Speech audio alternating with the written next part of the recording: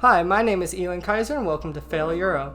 This episode is called Pike and Shots. In today's episode, we will look at the Battle of Karansebes, where a little too much alcohol led the Austrian army to attack itself, and display the dangers of a language barrier in the military.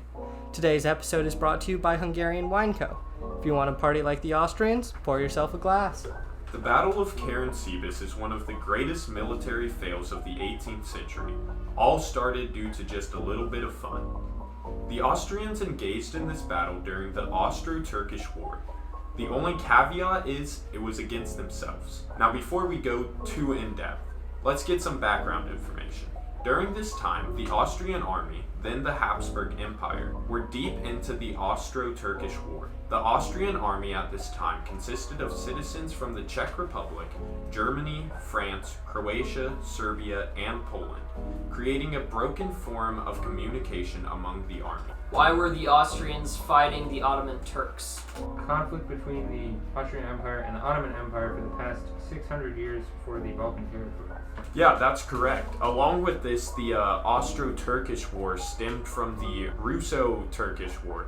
When the Austrian Emperor Joseph II made a treaty with the Russians, he also decided that supporting them with all their might would be the best decision. During the time of the Battle of Karansebes, the Austrians were fighting over control of the Danube River.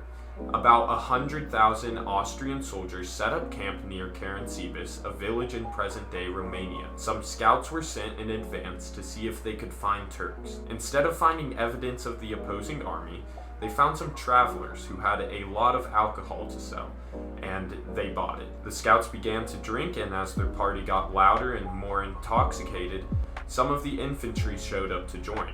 They were subsequently denied the privilege, which caused the infantry to get upset. This upset quickly escalated into a physical altercation, which they then alerted the troops back at the base. Hearing the ruckus and perhaps some misfires from the fight, the Austrian forces began to warn of incoming Turks. How did the Austrian command staff respond?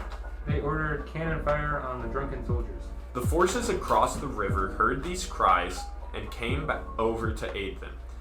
When they arrived at the base and started getting fired at, they believed the base had already been overtaken and fought back. Reportedly, some of the German officers realized their mistake and started shouting "halt." But due to the communication barrier of the troops, many heard this as the Turkish chant of Allah. Thus, the battle continued for some time, and the camp of Karansebes was decimated. The Turks arrived a few days later to find many of the troops who had not died still injured, and took the town with ease. What happened to the Austrian emperor during the battle?